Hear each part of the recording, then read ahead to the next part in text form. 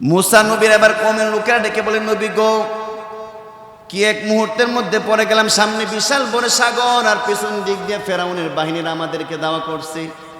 এই মুহূর্তে আমাদের কি বাঁচার উপায় কি?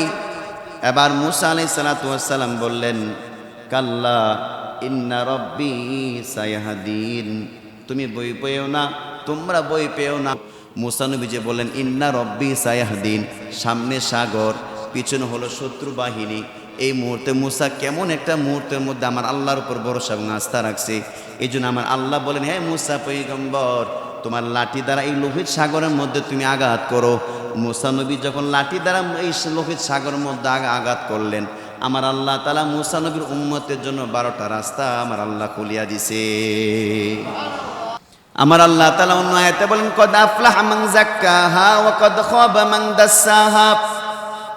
ওই ব্যক্তি হলো সফল যে বান্দা তার দিলকে পরিপূর্ণভাবে পরিশুদ্ধ করতে পারছে। আবার ওই ব্যক্তিটা হলো সবচেয়ে ব্যর্থ যে বান্দা তার দিলকে পরিশুদ্ধ করতে পারে নাই। দুনিয়াতে আসছে, খাইছে আর ঘুমাইছে, আল্লাহ চিনে নাই, নবী চিনে নাই, জান্নাত জাহান্নামের কোন হাকিকত বান্দা কোনোদিন বুঝে নাই, জিকির মাহফিল হক্কানে ওলামায়ে কেরাম সুহবত কোনোদিন সে উঠাইতে পারে নাই। এমন ব্যক্তিদের ব্যাপারে আমার আল্লাহ পাক রব্বুল আলামিন বলছেন, ওয়াকাদ খাবা মান দাসসাহা। এই ব্যক্তিটা হলো একটা ব্যর্থ মানুষ, যে মানুষটা তার জিন্দেগিতে কোনোদিন তার আত্মশুদ্ধি করাইতে পারে নাই। এই জন্য দিলটাকে পরিশুদ্ধ যে বান্দা করাইতে পারবে, তার জন্য জান্নাতে যাওয়ার পথগুলো সহজ হয়ে যাবে। আর যে বান্দা তার দিলটাকে পাক বানাইতে পারবে না, ওই বান্দা আমার আল্লাহ তৈরি জান্নাতে যাওয়া তার জন্য কঠিন হয়ে যাবে। সুহবত এবং আত্মশুদ্ধিটা এটা আমাদের জীবনে অনেকটা দরকার। এই জন্য আমরা আমাদের হায়াতের জিন্দিগিতে আমরা আল্লাহ ওয়ালাদের সাথে চলবো, তাদের কাছে আমাদের দিলের যে রোগ আছে রোগের কথা বলবো, পাশাপাশি তারা যেই পরামর্শ দিবেন, যেই পথ আমাদেরকে বাতলে দিবেন, সেই পথ অনুযায়ী চলে আমরা আমাদের দুনিয়া এবং আখিরাতকে সুন্দর করাইতে রাজি আছি না সবাই ইনশাআল্লাহ? কে কে রাজি হাত তুলুন তো দেখি ইনশাআল্লাহ। আল্লাহ সবাইকে কবুল করুন, বলেন আমিন। মুহতারাম হাজিরিন, সুহবতের অনেক ফায়দা, অনেক বরকত। সাহাবায়ে কেরাম রাদিয়াল্লাহু তাআলা আনহুম, তিনারা নবীজি সাল্লাল্লাহু আলাইহি ওয়াসাল্লামের সুহবতের মাধ্যমে তিনাদের এই জীবনকে সুন্দর বানিয়েছেন। আমাদের একজন শায়েখের নাম হইল মুফতি মুহাম্মদ শফি রহমাতুল্লাহি আলাইহি।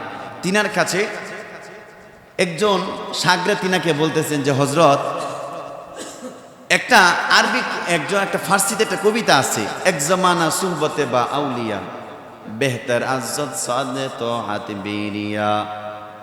বুজুর্গ বলেন, একজন মানুষ যদি একজন আল্লাহওয়ালা সুহবতের মধ্যে এক মুহূর্তের যদি থাকতে পারে, তাহলে আমার আল্লাহ তাআলা খুশি হয়ে তোমার বান্দার আমল নামাতে 100 বছর নফল ইবাদতের সওয়াব দিয়ে দিবেন। সাগরেদ আবার ডেকে ডেকে বলেন, হুজুর কি ব্যাপার, এটা কোন কবি এমন কবিতা বানাইছে, একজন আল্লাহওয়ালা সুহবতে এক মুহূর্ত থাকলে নাকি 100 বছর নফল ইবাদতের সওয়াব আমার আল্লাহ দিয়ে দিবেন। এটা কোন কবি এমন কবিতা বানাইছে, কবিতার আমার পছন্দ লাগে নাই। এবার মুফতি মুহাম্মদ শফি সাহেব রহমাতুল্লাহি আলাইহি ডেকে ডেকে বলেন, সাগরেদ আমার, তোমার মনে কি মনে হয়েছে? বলে এটা আমার কাছে ভালো লাগে নাই। এবার মুফতি মুহাম্মদ শফি সাহেব ডেকে বললেন, যদি এই কবিতাটা ওই কবি না লেখা আমি যদি নিজে লিখতাম, তাহলে আমি লিখতাম, এক জামানা সোহবতে বা আউলিয়া বেহতর আজ লাকে তো আতবেরিয়া। তাহলে আমি বলতাম, একজন আল্লাহওয়ালা আলেমের সোহবতে এক মুহূর্ত থাকলে 1,00,000 বছর নফল ইবাদতের চেয়ে বেশি সওয়াব আল্লাহ তোমার আমলনামাতে দিয়ে দিবে। বলেন, কি হুজুর, এটা আবার আপনি আমার কি বললেন? আপনি আবার 1,00,000-এর মধ্যে চলে গেছেন হুজুর গো,